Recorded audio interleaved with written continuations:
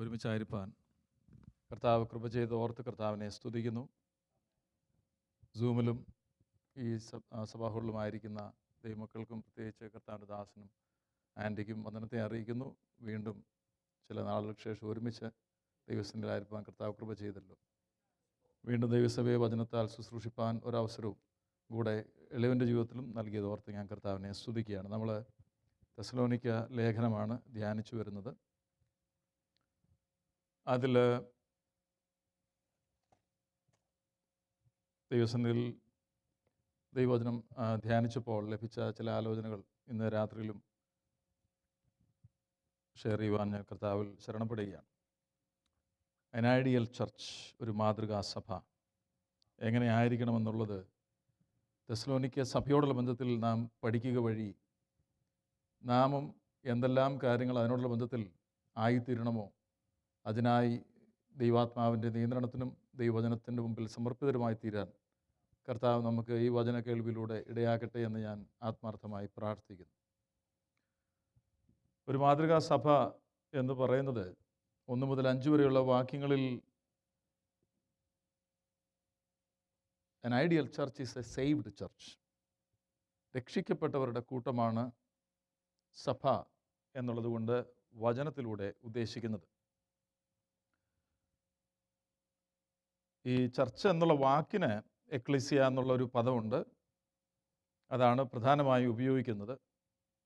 അതൊരു ഗ്രീക്ക് പദമാണ്. അതിൻ്റെ അർത്ഥം a summoned assembly or gathering or congregation of people. വിളിച്ചു വേർതിരിക്കപ്പെട്ട കൂട്ടമെന്നേ ആ പദത്തിന് അർത്ഥമുള്ളൂ. പക്ഷേ ദൈവവചനത്തിലോട്ട് നോക്കുമ്പോൾ വലിയ വ്യത്യാസം ബിബ്ലിക്കൽ ചർച്ചിന് മറ്റുള്ള ചർച്ചിൽ നിന്നുമുണ്ട്. കാരണം പ്രത്യേക ഉദ്ദേശത്തിനായി വിളിച്ചു വേർതിരിക്കപ്പെട്ട അനേക കൂട്ടമുണ്ട്. നാട്ടിലിപ്പോൾ അല്ലെങ്കിൽ ഇവിടെയും ഉണ്ടല്ലോ സാരഥി ആർട്സ് ആൻഡ് സ്പോർട്സ് ക്ലബ്ബ് എന്ന് പറഞ്ഞാൽ എന്താ? അവർ സ്പോർട്സിനും ആർട്സിനും വേണ്ടി പ്രത്യേകമായി വേർതിരിക്കപ്പെട്ട ഒരു കൂട്ടമാണ്. അതിനെയും ചർച്ചെന്ന് പറയാം. അർത്ഥം നോക്കിയാൽ ചർച്ച് എന്നർത്ഥമുള്ള അനേക കൂട്ടങ്ങളുണ്ട്. പക്ഷേ തിരുവെഴുത്തിൽ അടിസ്ഥാനമാക്കിയ സഭ എന്താണെന്നുള്ളതാണ് നാം മനസ്സിലാക്കുന്നത്. അതുകൊണ്ടാണ് ഇവിടെ 1-ാം വാക്യത്തിൽ അപ്പോസ്തലനായ പൗലോസ് പറയുന്നത്, this is not any other church, this is the church of Thessalonians in God the father and the Lord Jesus Christ. ഈ സഭ എന്ന് പറയുന്നത് പ്രത്യേകം ഉദ്ദേശത്തിനായി വേർതിരിക്കപ്പെട്ടവരാണ്. ഒരു പടി കൂടെ ചേർന്ന് പറഞ്ഞാൽ അത് പിതാവിലും പുത്രനിലും താഴോട്ട് വരുമ്പോൾ പരിശുദ്ധാത്മാവിലും ഉള്ള സഭയാണ്. അതാണ് ദൈവവചനത്തിൻ്റെ അടിസ്ഥാനത്തിലുള്ള സഭയുടെ പ്രധാന വ്യത്യാസം.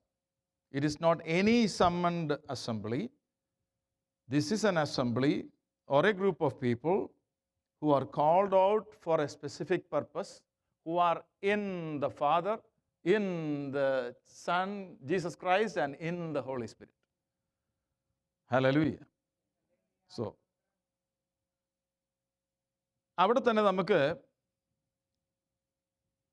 there is a visible church and there is an invisible church. There is a local church, there is a global church.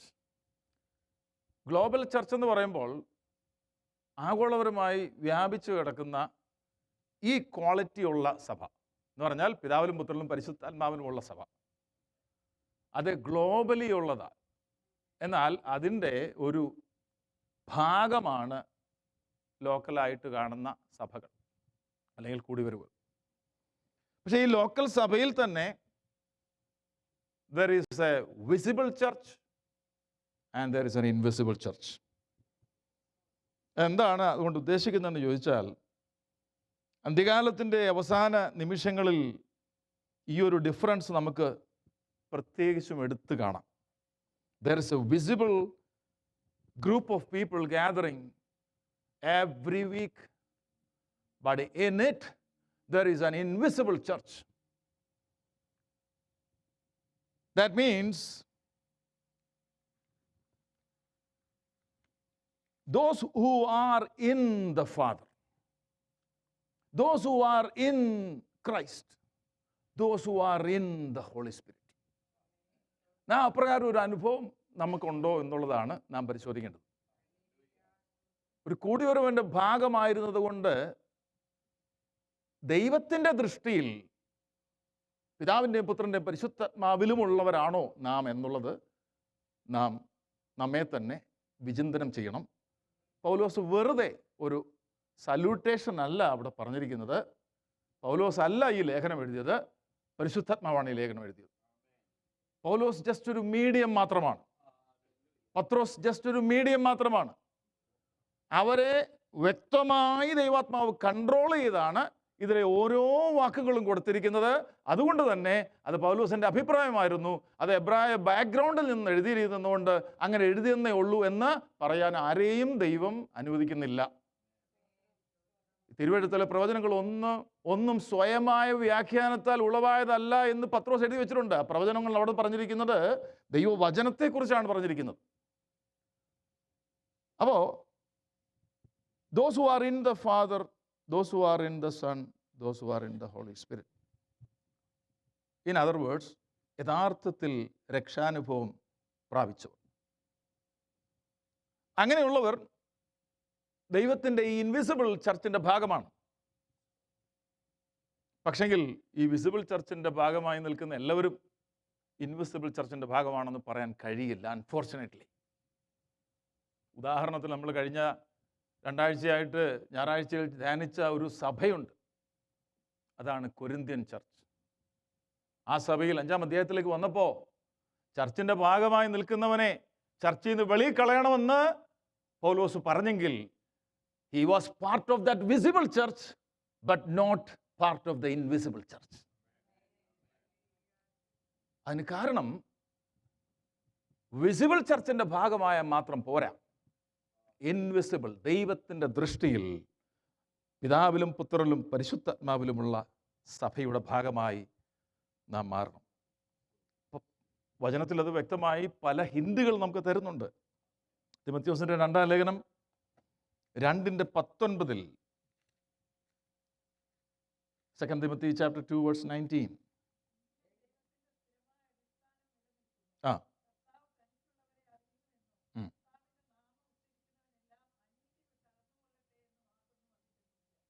Okay, thank you. അത് വായിച്ചപ്പോൾ നമ്മൾ പറയത്തില്ലേ, ചില കാര്യങ്ങളൊക്കെ കേൾക്കുമ്പോൾ I was chilled to the bone എന്ന് പറയത്തില്ലേ, ഞാൻ ഭയന്നു പോയി എന്നൊക്കെ പറയത്തില്ലേ. അങ്ങനെ ഒരു ഭയം അവിടെ വായിക്കുമ്പോൾ ഉണ്ടാകണം. എന്താണെന്നറിയാമോ? കർത്താവ് തനിക്കുള്ളവരെ അറിയുന്നു. അപ്പം തനിക്കുള്ളവരെ അറിയുന്നു എന്ന് പറയാൻ എല്ലാവരെയും അറിയുന്നു എന്നൊരർത്ഥമല്ല അവിടെ പറഞ്ഞിരിക്കുന്നത്. തനിക്കുള്ളവരാരാണെന്ന് അവൻ അറിയാം. കർത്താവ്, the lord knows those who are his. കർത്താവ് പറഞ്ഞത് പിതാവ് എനിക്ക് തന്നിട്ടുള്ളവർ, പിതാവ് എനിക്ക് തന്നിട്ടുള്ളവർ എൻ്റെ അടുക്കിലേക്ക് വരും. ആ വരുന്നവരെ ഞാൻ ഒരു നാളും കൈവിടുകയില്ല. എൻ്റെ കയ്യിൽ നിന്ന് പിടിച്ചു കൊടുക്കാൻ ആർക്കും കഴിയുകയില്ല. അവയെ തന്നിരിക്കുന്ന എൻ്റെ പിതാവ് എല്ലാവരെക്കാളും വലിയവൻ. പിതാവിൻ്റെ കയ്യിൽ നിന്നും പിടിച്ചു കൊടുക്കാൻ ആർക്കും കഴിയില്ല. യോഹന്നാൻ സുവിശേഷത്തിൽ എഴുതിയിരിക്കുന്ന. സോ ഈ ചർച്ചിന് മറ്റൊരു പേരുണ്ട്. അത് എബ്രായ ലേഖനം 12:23 ഞാനിന്ന് വായിച്ചപ്പോൾ ആദ്യമായിട്ടാണ് അതെനിക്ക് കാണാൻ കഴിഞ്ഞത്. എബ്രായ ലേഖനത്തിൽ വായിച്ചിട്ടുണ്ട്, പക്ഷേ അതാണ് ദൈവജനത്തിൻ്റെ ഒരു പ്രത്യേകത എന്ന് പറഞ്ഞാൽ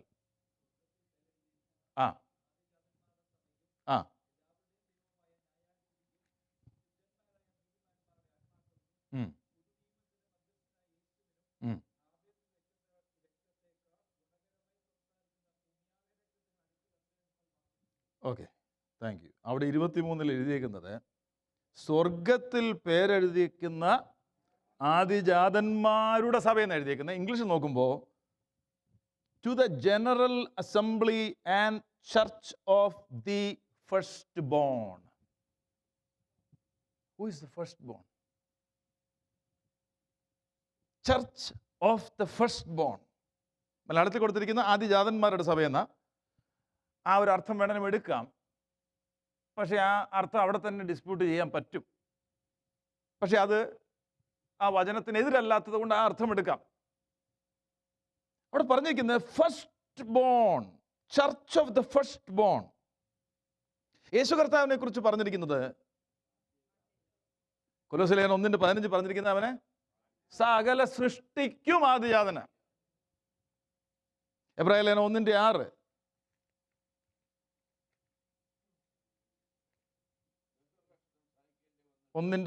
ആദ്യജാതനെ പുത്രത്തിൽ പ്രവേശിക്കുമ്പോൾ ദൈവത്തിന് സകല ദൂതന്മാരും അവനെ നമസ്കരിക്കണമെന്ന് താൻ അല്ല. ഇത് ആദ്യജാതനാരാ? യേശു കർത്താവ്. അവിടുന്ന് സർവ സൃഷ്ടിക്കും ആദ്യജാതന. ഇവിടെ പറഞ്ഞു കേട്ടോ, church of the first bone എന്ന് പറഞ്ഞാൽ ആരുടെ സഭ എന്നാ? യേശു കർത്താവിൻ്റെ സഭ. Church of the first bone. അപ്പൊ യേശു കർത്താവിനെ ആദിജാതൻ എന്നാണ് അവിടെ ഡിസ്ക്രൈബ് ചെയ്യുന്നത്. അതെന്താണെന്നറിയാമോ? അവിടുന്ന് സർവ സൃഷ്ടിക്കും മുമ്പുള്ളവനാണ്. ആദ്യമായി ജനിച്ചവനെന്നുള്ളതല്ല കേട്ടോ അവിടെ അർത്ഥം. എല്ലാത്തിനും കാരണഭൂതനായവൻ എന്നുള്ളതാണ് അർത്ഥം. സകല സൃഷ്ടിക്കും കാരണമായവൻ, the first born. Hallelujah. Ibrahim പറഞ്ഞിരിക്കുക സഭയുടെ പേര് church of the first born. യേശുവിൻ്റെ സഭ. സ്തോത്രം. He is the first born from the dead. അപ്പോൾ സർവ സൃഷ്ടിക്കും ആദിജാതൻ മാത്രമല്ല, മരിച്ചവരിലും അവൻ ആദിജാതന. അതാണ് കൊലോസ്യലേഖനം 1:18 വെളിപ്പാട് 1:5 പറയുന്നത്. അത് എന്താണെന്ന് ചോദിച്ചാൽ അതിൻ്റെ അർത്ഥം ആദ്യമായിട്ട് ഉയർത്തെഴുന്നേറ്റെന്ന് മാത്രമല്ല അവിടെ വരുന്നത്. The first to be resurrected എന്ന് മാത്രമല്ല, the first to be resurrected and have had a resurrected body. അപ്പോൾ റിസറക്റ്റ് ചെയ്തത് ആദ്യമായിട്ട് കർത്താവാണോ? കർത്താവ് തന്നെ ഉയർപ്പിച്ചില്ലേ? ഉയർക്കുക മാത്രമല്ല, ഉയർപ്പിന്റെ ശരീരം കൂടെ ലഭിച്ചവൻ, ദ ഫസ്റ്റ് വൺ, അത് നമ്മുടെ കർത്താവാ. So he is not only the firstborn, he is the firstborn from the dead. മരിച്ചവരിൽ നിന്ന് ആദിജാതൻ. അത് കാണിക്കുന്നത് എന്താണെന്നറിയാമോ? അത് കാണിക്കുന്നത് there are more resurrections to follow.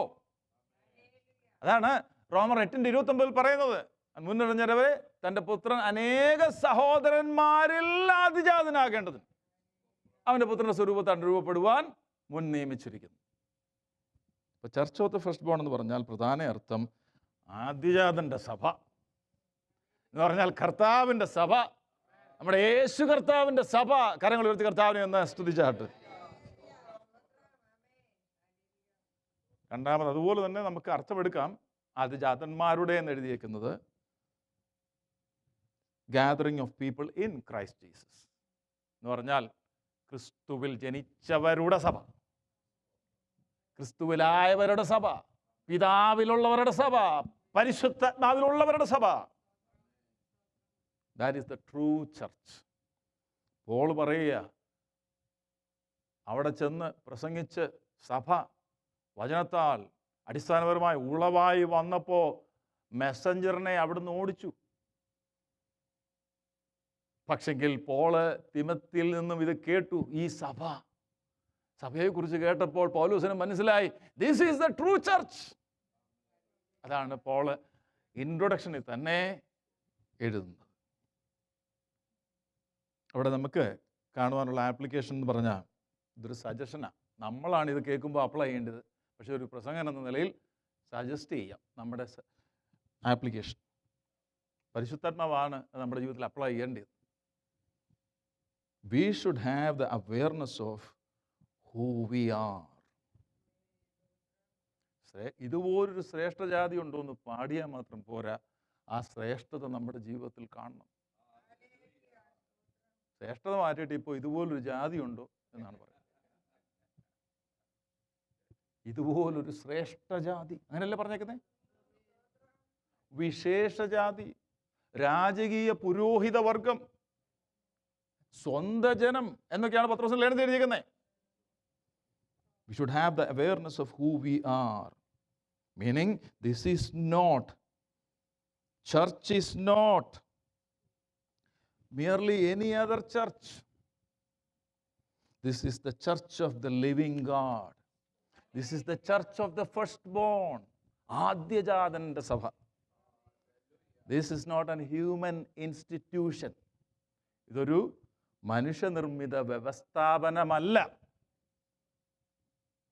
This is a divine institution. ഇതൊരു ദൈവിക വ്യവസ്ഥയാണ്. നമ്മൾ അവിടെ നിന്ന് മുന്നോട്ട് പോയി 5-ാം വാക്യത്തിലേക്ക് വന്നു. 5-ാം വാക്യം ഒന്ന് വായിച്ചാട്ടെ.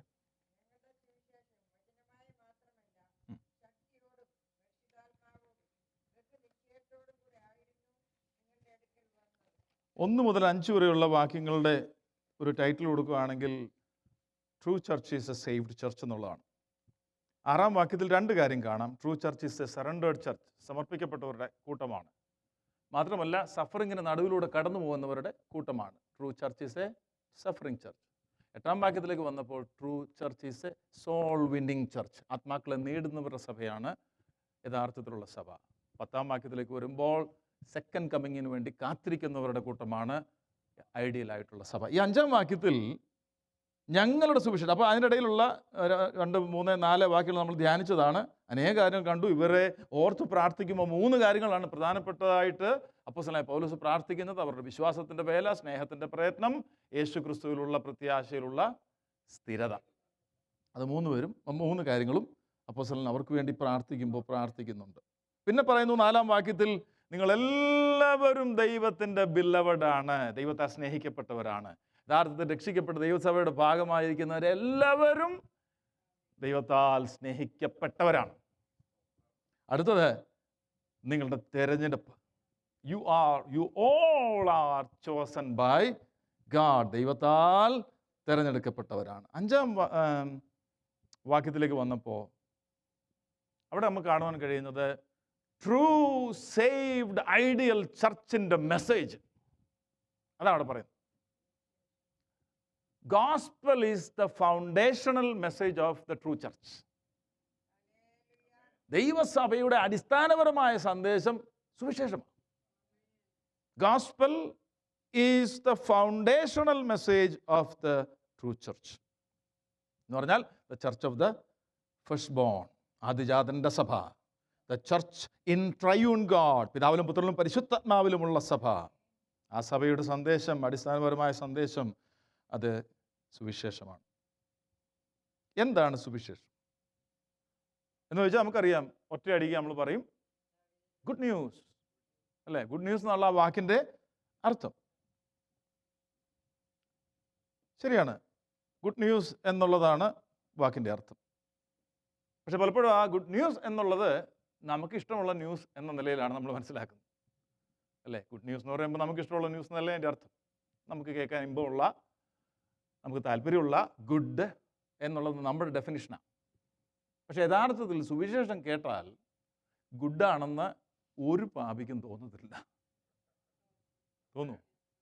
കാരണം it talks about the holiness of God, talks about the wretchedness of man.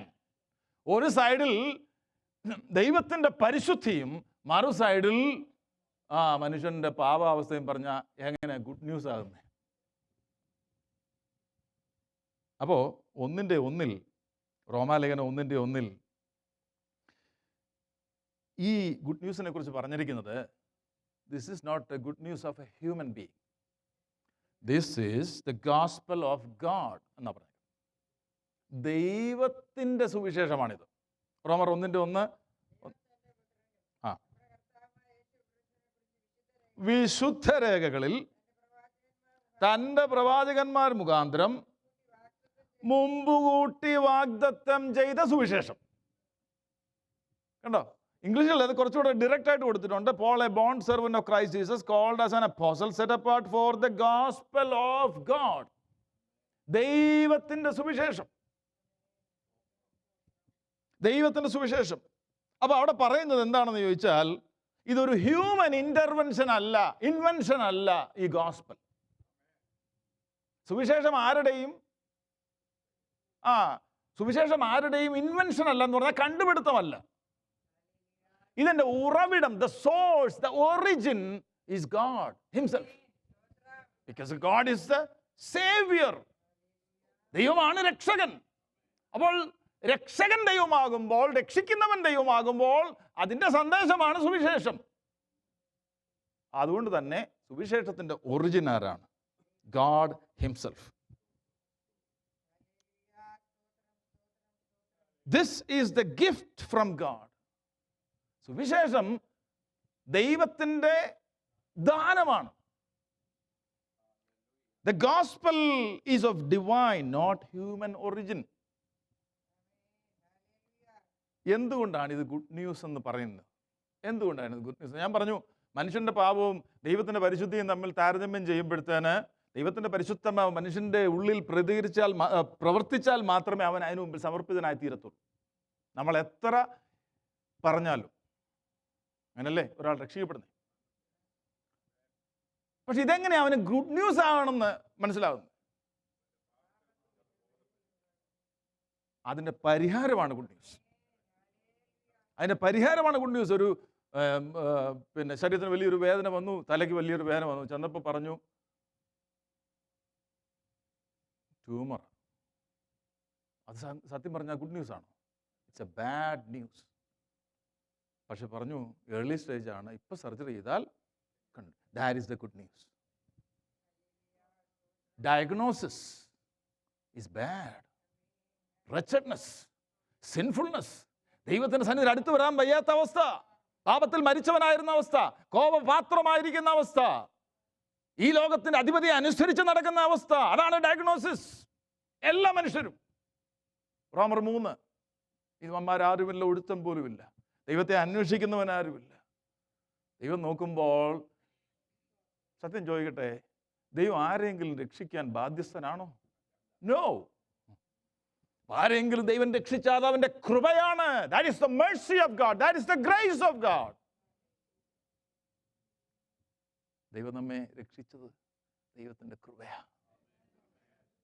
ദൈവം നമ്മെ വീണ്ടെടുത്തത് അവിടുത്തെ പുത്രന്റെ രക്തത്താൽ വിലയ്ക്ക് വാങ്ങിയത് അവൻ്റെ കൃപയാ, അവൻ്റെ കരുണയാ. അതിൽ കൂടുതൽ കൃപയൊന്നുമില്ല. അതാണ് കൃപ. കൃപയുടെ പാരമ്യമാണ് എൻ്റെ രക്ഷ. ബാക്കിയെല്ലാം അതിൻ്റെ അണ്ടറിലേ വരുള്ളൂ. സ്തോത്രം. So why is it good news? Because ആരെയും രക്ഷിക്കാൻ ദൈവം ബാധ്യസ്ഥനല്ല. But in his infinite grace and mercy he chose to save. അങ്ങനെ ഈ രക്ഷിക്കപ്പെട്ട മനുഷ്യൻ, ഞാൻ, നിങ്ങൾ, ഈ സുവിശേഷം, for us it is the good news. സുവിശേഷം അത് ഗുഡ് ന്യൂസാ. നമ്മൾ പറയുമ്പോഴും ആ തീവ്രതയോടുകൂടെ പറയാൻ കാര്യം, ഇതിനൊരു ജനറിക് ഇല്ല, ഇത് ബ്രാൻഡേ ഉള്ളൂ, അല്ലേ? വേറെ ഒരു സാധനവും ഇല്ല.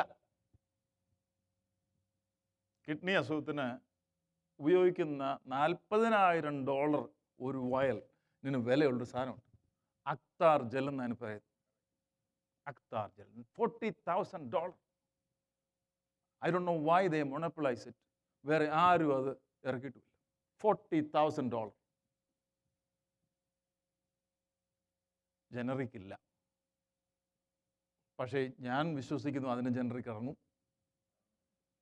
This is exclusive gospel. There is no generic. There is no other way. Christ is the only mediator. രക്ഷ ക്രിസ്തുവിലൂടെ മാത്രമാണ്. No other way. അങ്ങനെ വരുമ്പോൾ ദൈവം തൻ്റെ കരുണയാലും കൃപയാലും എന്നെ രക്ഷിച്ചല്ലോ എന്നുള്ളതാണ് എന്നെ ദൈവസന്നിധിയിൽ ആരാധനയായി സമർപ്പിക്കാനുള്ള ഏറ്റവും വലിയ ഉത്തേജനം. റോമർ 1:16 നമ്മൾ കാണുന്നല്ലോ. സുവിശേഷത്തെക്കുറിച്ച് എനിക്ക് ലജ്ജയില്ല. വിശ്വസിക്കുന്ന ഏവനും, ആദ്യം യഹൂദനും പിന്നെ യവനനും, അത് രക്ഷയ്ക്കായുള്ള ദൈവശക്തിയാണ്. അതാണ് വിശ്വസിക്കുന്നവർക്ക് അത് രക്ഷയ്ക്കായുള്ള ദൈവശക്തിയാകുമ്പോൾ, ആർക്കെങ്കിലും അത് മറഞ്ഞിരിക്കുന്നുവെങ്കിൽ, അല്ലെങ്കിൽ ആർക്കെങ്കിലും അത് കൊരിന്ത്യർക്കുള്ള 2-ാം ലേഖനം അതിൻ്റെ 4-ാം അധ്യായത്തിൻ്റെ 3-4 വാക്യങ്ങൾ പറഞ്ഞിരിക്കുന്നത് ആർക്കെങ്കിലും അത് മറഞ്ഞിരിക്കുന്നവർക്ക് അത് നശിച്ചു പോകുന്നവർക്കാണ്.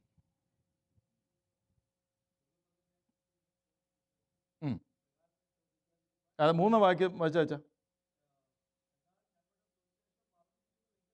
നശിച്ചു പോകുന്നവർക്കത്രേ അത് മറഞ്ഞിരിക്കുന്നത്. നമുക്കത് മറവായിരുന്നില്ല. അതിനെ പൊരുൾ തിരിച്ചു തരുവാൻ ദൈവത്തിൻ്റെ പരിശുദ്ധാത്മാ നമ്മൾ ഡോക്ടറേറ്റ് എടുത്തുകൊണ്ടാണ് നമുക്കിത് മനസ്സിലായത്.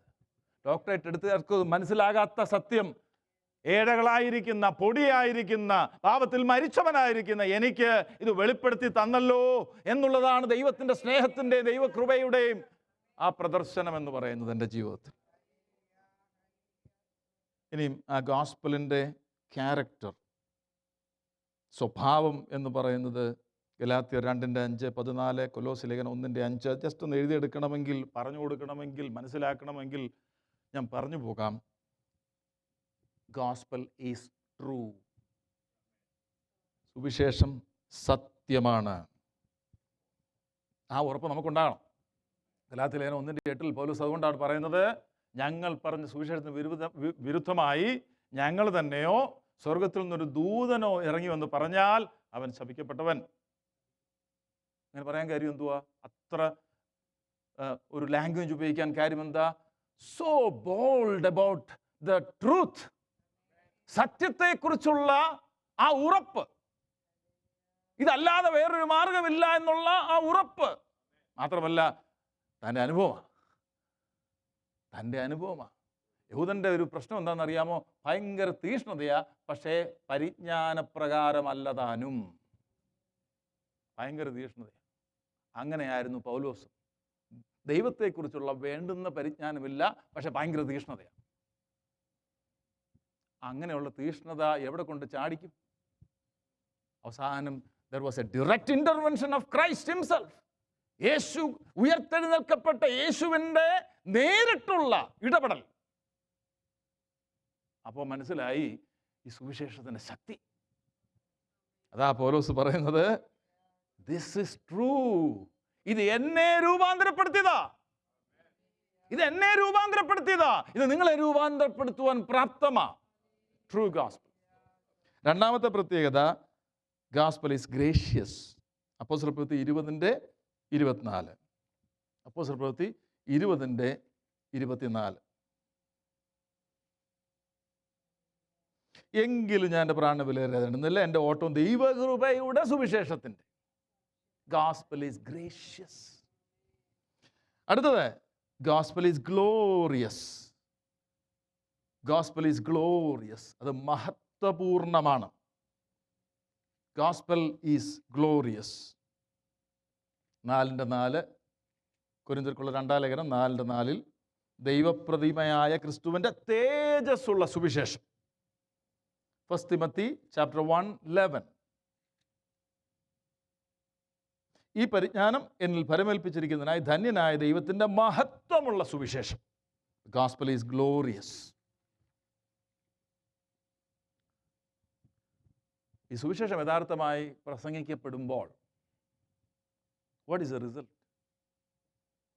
എന്താണ് അതിൻ്റെ അനന്തരഫലം? സാൽവേഷൻ, രക്ഷ. റോമർ 1:16, എഫേസ്യർ 1:13 മീൻസ് നിത്യരക്ഷ. അത് കുറച്ചുകൂടി വിശദീകരിച്ചാൽ നിത്യരക്ഷ. അതാണ് അപ്പോസ്തലനായ പൗലോസ് തിമോഥെയോസിന്റെ 2 ലേഖനത്തിൻ്റെ 1 അധ്യായത്തിൻ്റെ 10 വാക്യത്തിൽ പറയുന്നത്, ഇപ്പോൾ മരണം നീക്കുകയും സുവിശേഷം കൊണ്ട് ജീവനും അക്ഷയതയും, ലൈഫ് ആൻഡ് ഇമ്മോർട്ടാലിറ്റി. അതാണ് യഥാർത്ഥ സുവിശേഷത്തിൻ്റെ പ്രഖ്യാപനത്തിലൂടെ ഒരു വ്യക്തിക്ക് ലഭിക്കുന്നത്, ലൈഫ് ആൻഡ് ഇമ്മോർട്ടാലിറ്റി. അപ്പോൾ നിത്യരക്ഷ എന്ന് പറയുമ്പോൾ അതിൻ്റെ വിശദീകരണമാണ് ലൈഫ്, നിത്യജീവൻ.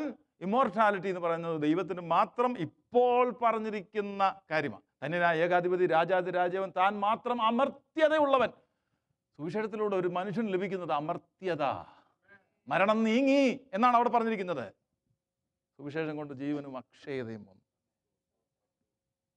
മാത്രമല്ല, gospel motivates us to sanctified life. ഒരു സാങ്ക്ടിഫിക്കേഷൻ, വിശുദ്ധ ജീവിതത്തിനായി പ്രേരിപ്പിക്കുന്നതാണ് ട്രൂ ഗോസ്പൽ. അതാണ് ഫിലിപ്പ് ലേഖനം 1:27 പറയുന്നത്. ഫിലിപ്പ് ലേഖനം 1:27 ഞാൻ നിങ്ങളെ വന്ന് കണ്ടിട്ടോ. വായിച്ചിട്ട്. ആ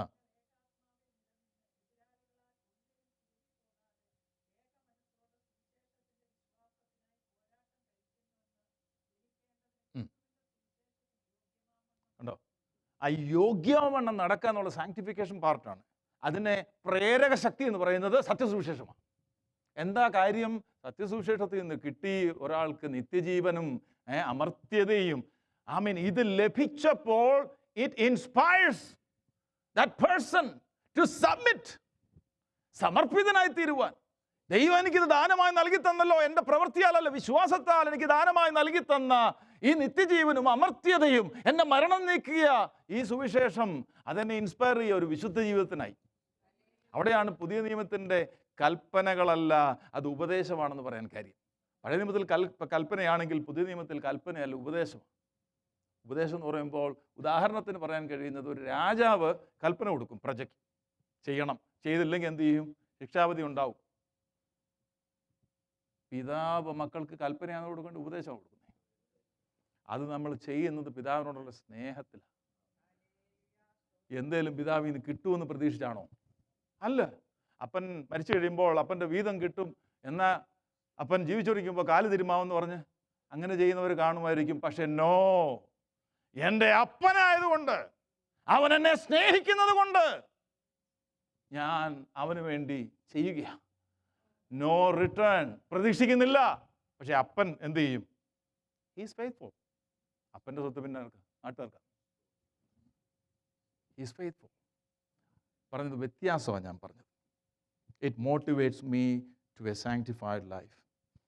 ഇനി ഒരു കാര്യം കൂടെ, ഡെഫിനിഷൻ ഓഫ് ദ ഗോസ്പൽ. അവിടെ പറഞ്ഞെന്തുവാ? 5-ാം വാക്യത്തിൽ ഞങ്ങളുടെ സുവിശേഷം. അതിലേക്കാണ് വരുന്നത്.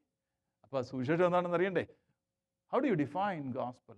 What is the definition of the gospel? Gospel എന്ന് പറഞ്ഞാൽ നമ്മുടെ മനസ്സിലേക്ക് വരുന്നത് എന്താ? ഗുഡ് ന്യൂസ് എന്ന് നമ്മൾ പറഞ്ഞു. ആ ഗുഡ് ന്യൂസ് എന്താണെന്ന് നമുക്കറിയാം.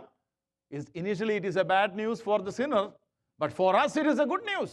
കാരണം നമ്മളെ രക്ഷിച്ചതാണ്, നിത്യമരണം നീക്കി നിത്യജീവനിലേക്ക് നമ്മെ കൈപിടിച്ച് നടത്തിയതാണ് ഈ സുവിശേഷ സന്ദേശം. സുവിശേഷം എന്താണ്?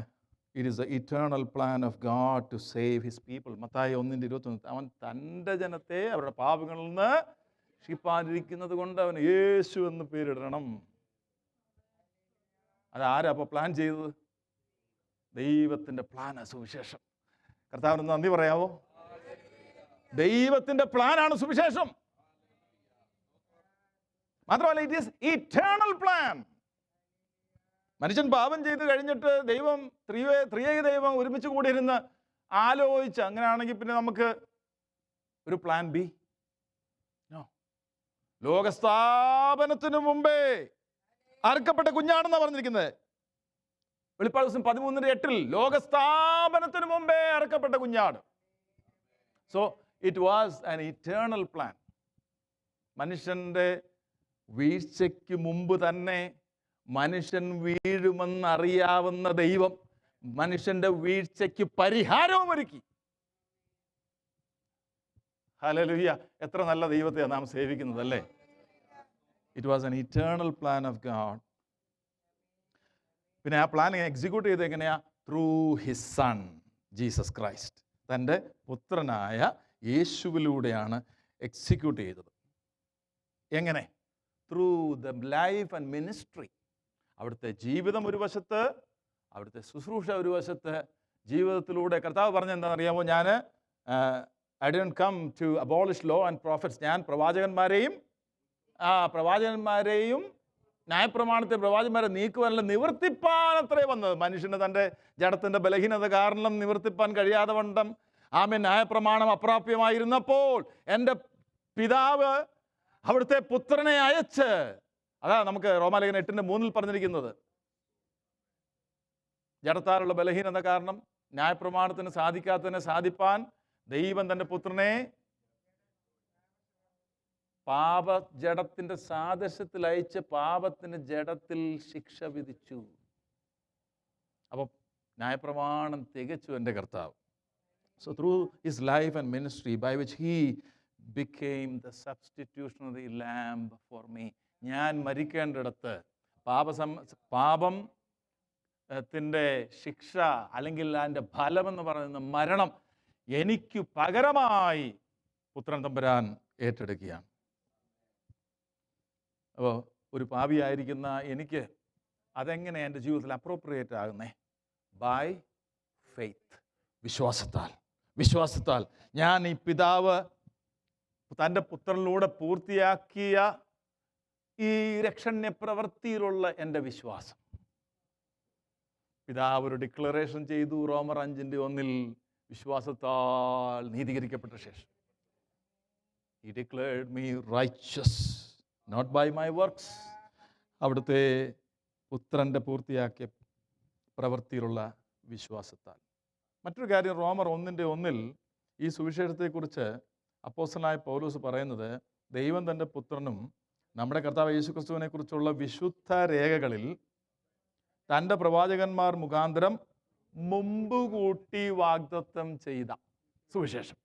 അപ്പോൾ ഞാൻ മുമ്പ് പറഞ്ഞതുപോലെ ഇത് പിന്നീടുള്ള ഒരു പ്ലാൻ അല്ല, ഇത് നേരത്തെ തന്നെ വാഗ്ദത്തം ചെയ്തതാണ്. ആ വാഗ്ദത്തം എങ്ങനെയാണ് വചനത്തിൽ നമ്മൾ കാണുന്നത് എന്നുള്ളതോട് നമുക്ക് നോക്കാം.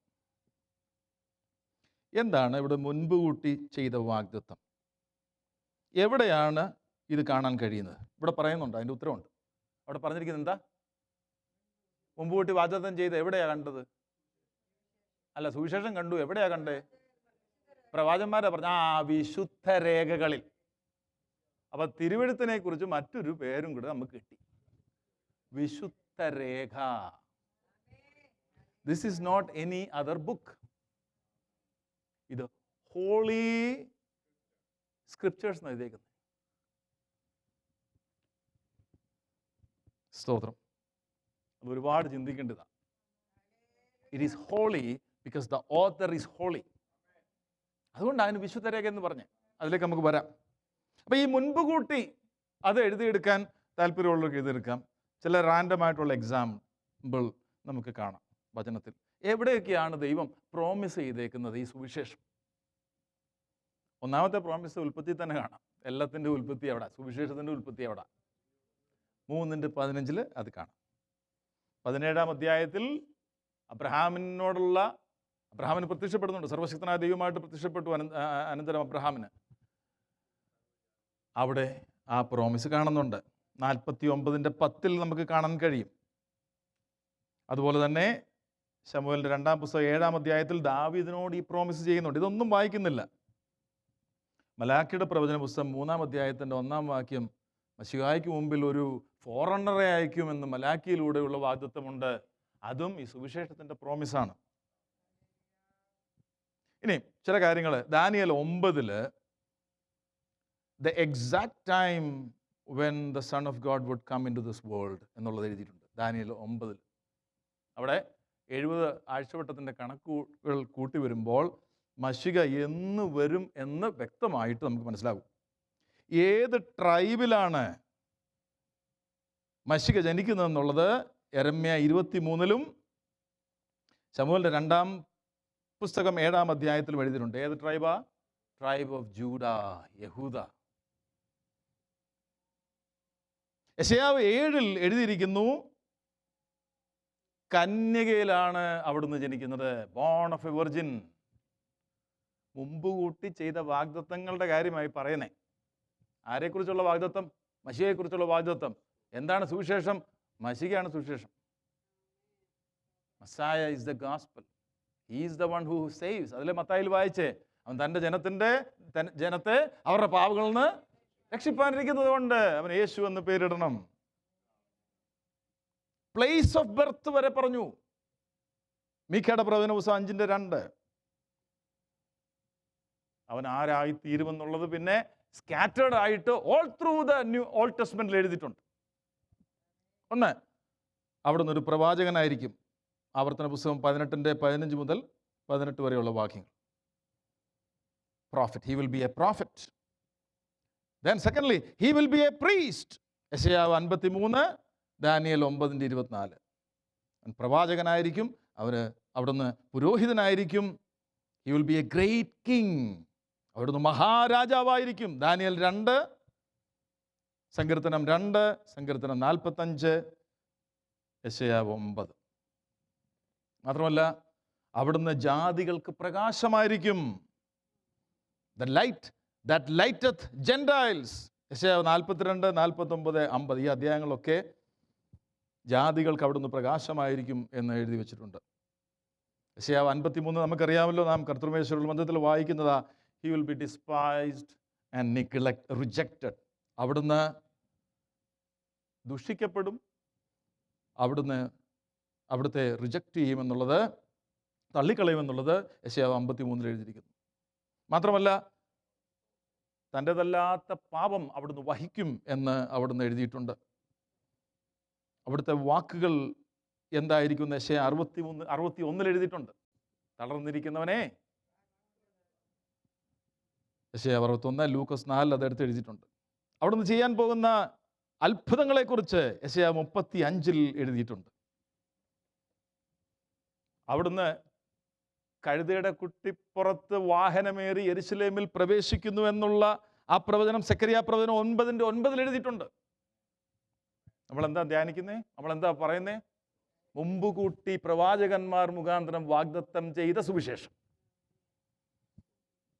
അവിടുത്തെ 30 വെള്ളിക്കാശിന് ഒറ്റിക്കൊടുക്കുമെന്ന് സെക്കറിയ പ്രവാചകൻ 11-ാം അധ്യായത്തിൽ 12-13 വാക്യങ്ങളിൽ എഴുതിയിട്ടുണ്ട്. അവിടുന്ന് ക്രൂശിതനാകുമ്പോൾ അവിടുത്തെ അങ്കിക്കായി അവർ ചീട്ടിടുമെന്ന് സങ്കീർത്തനം 22 പറഞ്ഞിരിക്കുന്നു. അവിടുന്ന് പറയുന്ന എക്സാക്റ്റ് വാക്കുകൾ ക്രൂശിൽ കടന്നുകൊണ്ട് എന്താണെന്ന് എഴുതിയിട്ടുണ്ട്. മൈ ഗാഡ്, മൈ ഗാഡ്, എൻ്റെ ദൈവമേ, എൻ്റെ ദൈവമേ, നീ എന്നെ തള്ളിക്കളഞ്ഞത്, കൈവിട്ട് കളഞ്ഞത് എന്ന് 22-ാം സങ്കീർത്തനത്തിൽ പറഞ്ഞിരിക്കുന്നു. അവിടുത്തെ വിലാപ്പുറം തുറക്കപ്പെടും എന്ന് സെക്കറിയാവ് 12:10 പറഞ്ഞിരിക്കുന്നു. അവിടുത്തെ മരണത്തിൽ അവിടുന്ന് സമ്പന്നന്മാരോടുകൂടിയായിരുന്നു യെശയ്യാവ് 53 പറഞ്ഞിരിക്കുന്നു. അവിടുത്തെ ഉയർപ്പിനെ കുറിച്ച് സങ്കീർത്തനം 2-16 പറഞ്ഞിട്ടുണ്ട്. മുമ്പ് കൂട്ടി പ്രവാചകന്മാർ മുഖാന്തരം അരുളി ചെയ്ത സുവിശേഷം. മറ്റ് പല പാസേജുകളിലായിട്ട് അവിടുത്തെ മഹത്വത്തെ വർണ്ണിച്ചിട്ടുണ്ട്.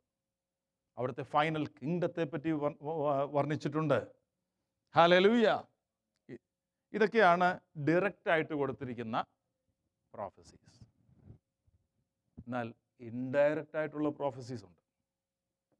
അതെവിടേക്ക് കാണാൻ പറ്റുന്ന പഴയ നിയമത്തിലുടനീളമുണ്ട്. ഞാൻ അത് വായിച്ചുകൊണ്ടിരുന്നപ്പോൾ ഒരു ഭാഗം ശ്രദ്ധയിൽപ്പെട്ടത്, ഈ ടാബർനാക്കിൾ ഉണ്ടല്ലോ, സമാഗമന കൂടാരം, ആ കൂടാരത്തിലെ ഫർണിച്ചർ പോലും പോയിന്റ് ചെയ്യുന്നത് കർത്താവിനെയാണ്. ഉദാഹരണം, പ്രാകാരത്തിൽ, ജാതികളുടെ പ്രാകാരത്തിലുള്ള the altar of burnt offering എന്ന് പറഞ്ഞാൽ ഹോമയാഗപീഠം, അതെന്താ കാണിക്കുന്നത്? അത് കാണിക്കുന്നത് Jesus as the perfect final sacrifice for sin. പാപത്തിന് പരിഹാരമായി എന്നേക്കും അർപ്പിക്കുന്ന ഒരേ ഒരു പെർഫെക്റ്റ് യാഗമായ യേശുവിനെ ആണ് ആ യാഗപീഠം കാണിക്കുന്നത്. അവിടെ തന്നെ ധാമ്ര തൊട്ടിയെ നമുക്ക് കാണാം. അതെന്താ കാണിക്കുന്നത്? യേശു കർത്താവാണ് നമ്മെ ശുദ്ധീകരിക്കുന്നത്, അവിടുത്തെ രക്തത്താൽ നമ്മെ ശുദ്ധീകരിക്കുന്നു എന്നുള്ളതാണ്. It points toward Christ. അല്ലാതെ വെറും ഒരു ഫർണിച്ചർ അല്ലത്. വിശുദ്ധ സ്ഥലത്തേക്ക് വരുമ്പോൾ കാണുന്ന ദ ഗോൾഡൻ ലാംപ് സ്റ്റാൻഡ്, അത് കാണിക്കുന്നത് എന്താ? കർത്താവ് ഭൂമിയിലായെന്ന് പറഞ്ഞു, ഞാൻ ലോകത്തിന്റെ വെളിച്ചമാ. I am the light of the world.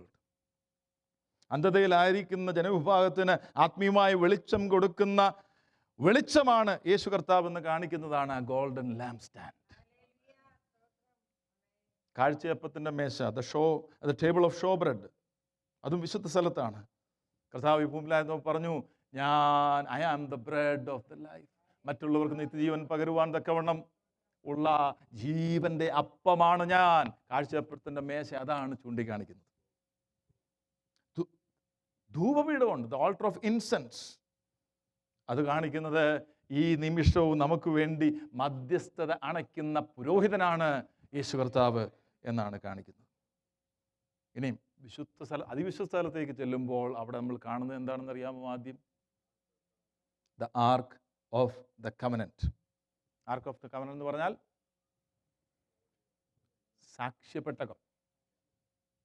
ആ പെട്ടകത്തിന് മുകളിൽ ഇങ്ങനെ കെറൂബുകൾ ചിറക് വിരിച്ച് നിൽക്കുക. ആ പെട്ടകത്തിനകത്ത് എന്താണെന്നറിയാമോ? ഓരോണ്ട് തളർത്ത വടി, 8 അടി വടി 4 അടി പോയ എന്നൊക്കെ പറഞ്ഞിട്ട് ട്രാൻസ്ലേഷൻ ഉണ്ട്. അതൊന്നുമല്ല, 10 കൽപ്പനകൾ. നിങ്ങളെല്ലാം സീരിയസ് ആയിട്ടിരിക്കുന്നതുകൊണ്ട് ഞാൻ പറഞ്ഞത്.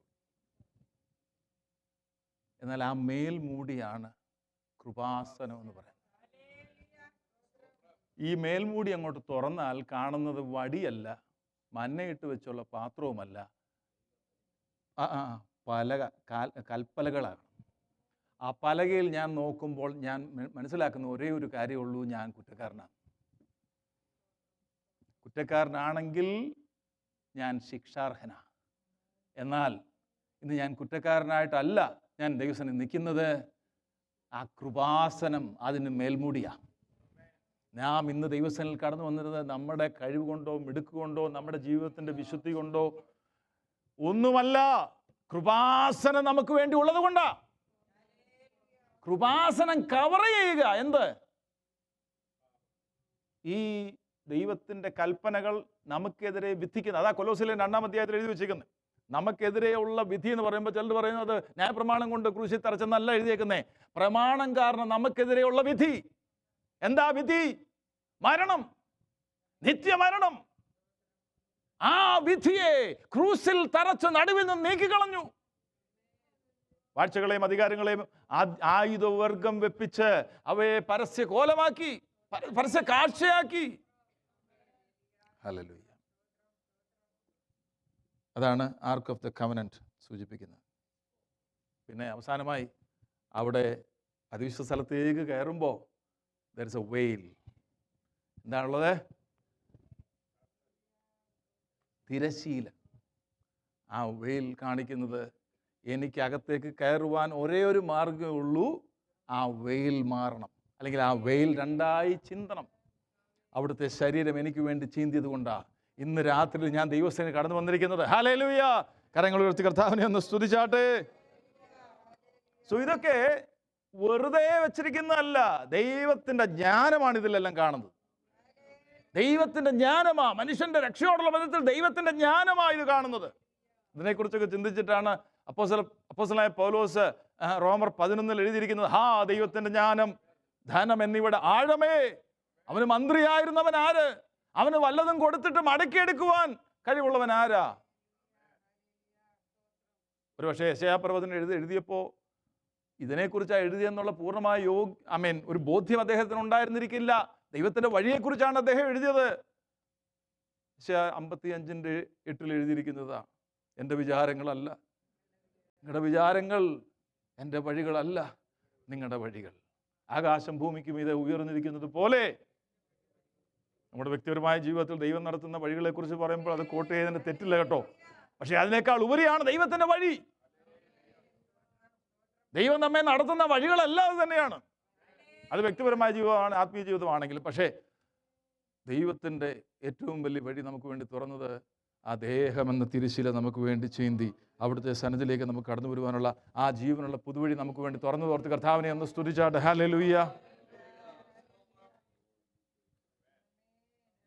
അവിടെയാണ് സുവിശേഷം എന്നുള്ള ആ ഒരു ഭാഗം നമ്മൾ ചിന്തിക്കുന്നത്. ഈ സുവിശേഷം അപ്പോസ്തലൻ പറയുകയാണ്, അത് ഞങ്ങളുടെ സുവിശേഷം എന്ന് പറഞ്ഞേക്കുന്നത്. ഈ ഞങ്ങളുടെ സുവിശേഷം എന്ന് പറയാൻ കാര്യം എന്താ? പൗലോസ് തന്നെ പറഞ്ഞിട്ടുണ്ട്, വേറെ സുവിശേഷമുണ്ട്, വേറൊരു ക്രിസ്തുവുണ്ട്, വേറൊരു ആത്മാവുണ്ട്. പക്ഷെ ഈ സുവിശേഷം അതല്ല. ഞങ്ങളുടെ സുവിശേഷം നിങ്ങളുടെ അടുത്തേക്ക് വന്നു. ഞങ്ങളുടെ സുവിശേഷം വചനമായി മാത്രമല്ല വന്നത്. അവിടെ വചനം എന്നുള്ള വാക്ക് നമ്മൾ പലപ്പോഴും തെറ്റിദ്ധരിക്കാൻ സാധ്യതയുണ്ട്. ദൈവവചനമായിട്ട് മാത്രമല്ലെന്നല്ല എഴുതിയിരിക്കുന്നത്, വാക്കുകളായിട്ട്, വെറും വാക്കുകളായിട്ട് അല്ല വന്നേ. അതിനകത്ത് ശക്തി വ്യാപരിക്കുന്നുണ്ടായിരുന്നു. മാത്രമല്ല അത് സെപ്പറേറ്റ് എഴുതിയിട്ട് പരിശുദ്ധാത്മാവ് വ്യാപരിക്കുന്നുണ്ടായിരുന്നത്. അത് നമുക്ക് കർത്താവിനെ വെച്ചാൽ അവസരം കിട്ടുമ്പോൾ നമുക്ക് ധ്യാനിക്കാം. എന്തുകൊണ്ടാണ്, അതുകൂടെ പറഞ്ഞിട്ട് ഞാൻ നിർത്തുക, എന്തുകൊണ്ടാണ് പൗലോസ് അവർ ഗോസ്പൽ എന്ന് പറയാൻ കാര്യം?